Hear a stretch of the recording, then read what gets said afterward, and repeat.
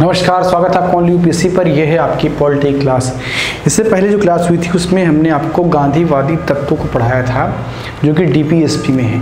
इस क्लास में हम उदार बौद्धिक तत्वों को पढ़ेंगे और उसके बाद में आपका डीपीएसपी वाला क्लास समाप्त हो जाएगा। ठीक है, तो हम देखेंगे उदार बौद्धिक सिद्धांत। ठीक है, डीपीएसपी में उदार बौद्धिक सिद्धांत ये क्या क्या है, इन्हें आपको देखना है। बाकी हमने पूरा देख लिया है। जो लोग वीडियो को नहीं देखें इससे पहले प्लेलिस्ट में जाएंगे, उनको सारी वीडियो सीरियल में मिल जाएंगी। ठीक है, पहला इसमें जो आर्टिकल है वो है 44 यानी कि 44, और ये क्या है, समान नागरिक संहिता। समान नागरिक संहिता, यूनिफॉर्म सिविल कोड। ठीक है, क्या है, यूनिफॉर्म सिविल कोड, समान नागरिक संहिता। ये क्या है, ये है कि राज्य सभी नागरिकों के लिए समान कानून लागू करेगा। इसका मतलब क्या है, राज्य को सभी नागरिकों के लिए, राज्य को सभी नागरिकों के लिए समान कानून लागू करना चाहिए। लागू करना चाहिए, लागू करना चाहिए।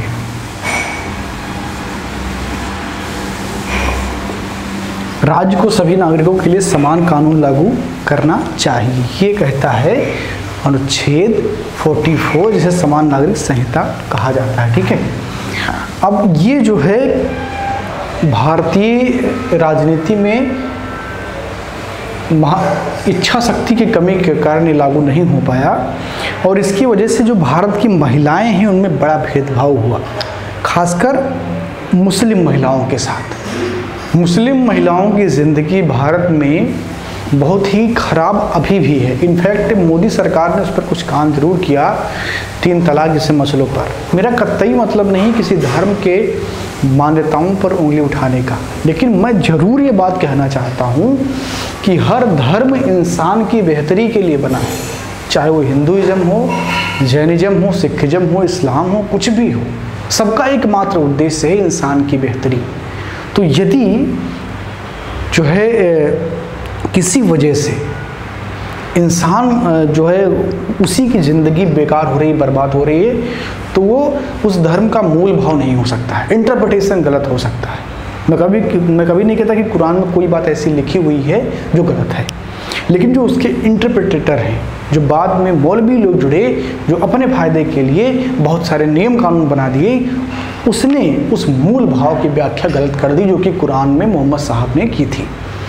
ठीक है, आप देखिए जो इस्लामिक देश हैं, चाहे वो सीरिया हो, जॉर्डन हो, ईरान हो, पाकिस्तान हो या तुर्की हो, इन लोगों ने बहुत रिफॉर्म किया, खासकर महिलाओं के लिए। लेकिन इंडिया जो कि इस्लामिक कंट्री नहीं है, इंडिया एक सेकुलर कंट्री है, लेकिन यहाँ आज भी मुस्लिम महिलाओं के लिए उतने अधिकार नहीं हैं, और जैसे उस पर कोई बात होती है भारत के कटमुल्ले एकदम से चहक उठते हैं।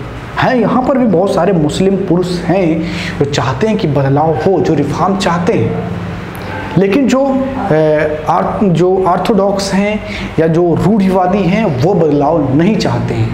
वो चाहते हैं एज इट इज स्थिति बनी रहे, वो जब मर्जी हो अपनी बीवी को अपने घर से निकाल दें, उसके पास राइट्स के नाम पर कुछ भी ना हो। ठीक है, तो ये कहीं ना कहीं इस पर जो है यूएन ने भी कई बार कहा कि भारत में महिलाओं के साथ भेदभाव होता है, और अभी बहुत सारी ऐसी डेवलपमेंट्स हुई हैं, पॉलिटिकल डेवलपमेंट्स हुई हैं, बात होने लगी है कि यूनिफॉर्म सिविल कोड लाना चाहिए। ठीक है, आगे देखते हैं। तो दूसरा महत्वपूर्ण आर्टिकल है इसमें, वो है 48। आर्टिकल 48 में कहा गया है कि जो राज्य है वो प्रयास करेगा कि कृषि को बेहतर करने के लिए जो है आधुनिक वैज्ञानिक तरीकों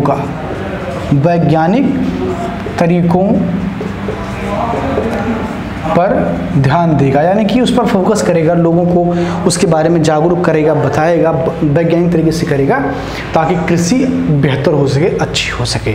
तो ये भी एक प्रकार का उदार बौद्धिक सिद्धांत है। तीसरा जो आर्टिकल महत्वपूर्ण है इसमें वो आप देखेंगे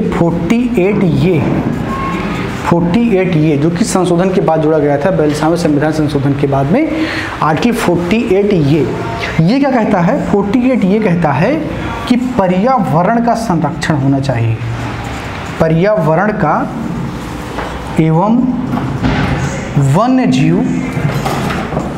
पर्यावरण एवं वन्य जीव का संरक्षण, अब ये क्या है? राज्य की जिम्मेदारी होनी चाहिए। तो आर्टिकल 48 ये क्या कहता है कि पर्यावरण एवं वन्य जीव का संरक्षण राज्य की जिम्मेदारी होगी। उसे प्रयास करने चाहिए कि पर्यावरण का संरक्षण हो, वन्य जीवों का संरक्षण हो। 1960 तक पूरी दुनिया में कहीं भी पर्यावरण संरक्षण और वन्य जीव संरक्षण जैसे मुद्दों पर सीरियसली बात नहीं होती थी।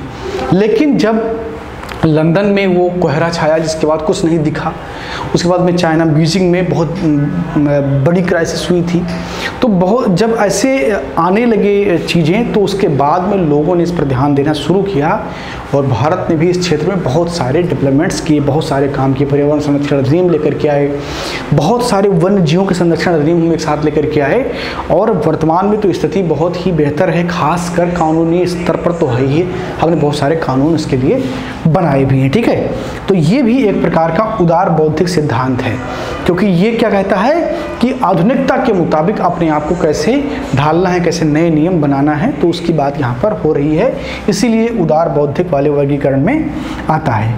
अगला देखेंगे आर्टिकल 49। ठीक है, आर्टिकल 49 क्या कहता है कि जो ऐतिहासिक महत्व के स्मारक हैं या स्थल हैं, इन सारी चीज़ों का संरक्षण होना चाहिए जो ऐतिहासिक हैं, यानी कि जिनसे हमारा इतिहास जुड़ा हुआ। जैसे आप देखेंगे जो स्ट्रक्चर बने, जो स्थापत्य बने हुए हैं, खजुराहो का टेम्पल है, अजंता की चित्र हैं या बृहदेश्वर का मंदिर है, इन सबसे हमारे इतिहास जुड़े हुए हैं। अशोक का स्तंभ है, तो इनको संरक्षित करना राज्य की जिम्मेदारी होगी, राज्य का दायित्व होगा। ठीक है, ये भी क्या है? एक उदार बौद्धिक है। क्यों इतिहास को संरक्षित करना चाहिए? क्योंकि इतिहास हमारे लिए एक डायरेक्शन होता है, वो सीख होती है, क्योंकि इतिहास हमेशा रिलेवेंट होता है। आप इतिहास से ये सीखते हैं कि यदि कोई राजा इतना ज़्यादा अति महत्वाकांक्षी हो जाए, कॉन्फिडेंस उसका बहुत हाई हो जाए, पॉलिसीज़ पर केवल एक तरफा विचार करे, तो मोहम्मद बिन तुगलक हो सकता है। उसकी सही नीतियां गलत साबित हो सकती हैं क्योंकि प्रैक्टिकली लागू होने के लिए ठीक नहीं थी। या इसी प्रकार आप देखेंगे कि कोई राजा यदि बहुत क्रूर हो जाए और वो लौह रक्त की नीति अपना ले, तो बलबन बन जाता है और बाद में किस तरीके से उसका अंत होता है। तो इतिहास आपको सिखाता है, इतिहास आपको ये भी सिखाता है कि जब एक राजा अपने राज्य के बारे में अच्छे से सोचता है तो अशोक जैसा महान भी बन सकता है, अकबर जैसा महान भी बन सकता है। तो इसीलिए इतिहास हमेशा सिखाता है। तो ऐतिहासिक चीज़ों का संरक्षण करना किसका होगा? राज्य का दायित्व होगा। ठीक है, तो ये कहा गया किसमें? आर्टिकल 49 में। ठीक है, आर्टिकल 50 यहाँ भी इसी से रिलेटेड है, मैं यहाँ पर लिख दे रहा हूँ। आर्टिकल 50 किसके लिए है? आर्टिकल 50 कहता है कि जो आपकी कार्यपालिका और न्यायपालिका है उसमें विभेद होना चाहिए, यानी कि एक दूसरे पर वो आरोपित नहीं होने चाहिए, यानी कि कार्यपालिका किसी भी तरीके से न्यायपालिका को दबा ना सके। पहले क्या होता था कि कार्यपालिका, न्यायपालिका, विधायिका सब राजा ही होते थे, राजा के बोले हुए शब्द ही कानून होते थे। वो जिसको बोल दे वही कार्यपालिका होती थी, जाओ ये काम करके लेके आओ, और जो न्याय दे दे वो न्यायपालिका होती थी। ठीक है, लेकिन जो आधुनिक लोकतांत्रिक व्यवस्था है उसमें अलग अलग व्यवस्थाएं हैं। विधायिका का काम है कानून बनाना, कार्यपालिका का काम है उसको एग्जीक्यूट करना, और न्यायपालिका का काम है कि वो देखे कि क्या ये सही है, क्या ये गलत है। ठीक है, तो इसीलिए कहा गया कि जो राज्य होगा वो ये जो है प्रयास करेगा कि न्यायपालिका पूर्णतया कार्यपालिका से स्वतंत्र हो। ठीक है, तो ये भी एक उदार बौद्धिक सिद्धांत है। इसके अलावा आर्टिकल 51 क्या कहता है कि राज्य को अंतर्राष्ट्रीय शांति एवं अभिवृद्धि का प्रयास करना चाहिए। ठीक है, अब जो राष्ट्र की सीमाएं हैं वो जो है बस केवल एक बाउंड्री लाइन बन गई हैं। अब अगर मान लीजिए जैसे चाइना में कोरोना आया, कोरोना का जन्म कहाँ हुआ? चाइना से हुआ, इसीलिए इसको कोरोना वायरस भी, चाइना वायरस भी लोग कहते हैं।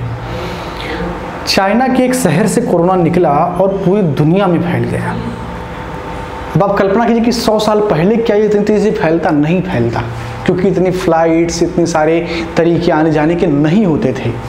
आज क्या है कि जो सीमा रेखाएं हैं वो बस एक नाम मात्र बाउंड्री लाइन रह गई हैं, क्योंकि जो है देश विदेश से आपस में व्यापार होते हैं, लाखों गाड़ियाँ आती जाती हैं, फ्लाइट्स बहुत सारी आती जाती हैं, यानी कि लोग आते जाते रहते हैं। ऐसे में अंतर्राष्ट्रीय शांति और अभिवृद्धि बहुत जरूरी है, ठीक है। हालांकि कुछ देश दुनिया में ऐसे हैं जो इसके विरुद्ध हैं। पाकिस्तान है आपका, चाइना है, इसके अलावा खाड़ी देश बहुत सारे हैं, टर्की है, इन सब का मत इसके बिल्कुल विपरीत है। वो चाहते हैं कि दुनिया में अशांति हो, उनको उसी में मजा आता है, ठीक है, मरने मारने में। लेकिन भारत ने अपने DPSP में ये लिख के रखा है अपने संविधान के कि भारत सरकार प्रयास करेगा कि दुनिया में शांति हो और अभिवृद्धि हो, यानी कि पूरी दुनिया विकास करे, हम भी विकास करें। ऐसे माहौल में भारत को पार्टिसिपेट करना है। तो ये क्या था? आपका पूरा DPSP था। हमने इस क्लास में DPSP पूरा समझ लिया। अगली जो क्लास होगी उसमें हम मौलिक कर्तव्य की बात करेंगे और ये कारवां उसी तरीके से उसी क्रम में आगे बढ़ेगा। मिलते हैं अगली क्लास में। बहुत बहुत धन्यवाद।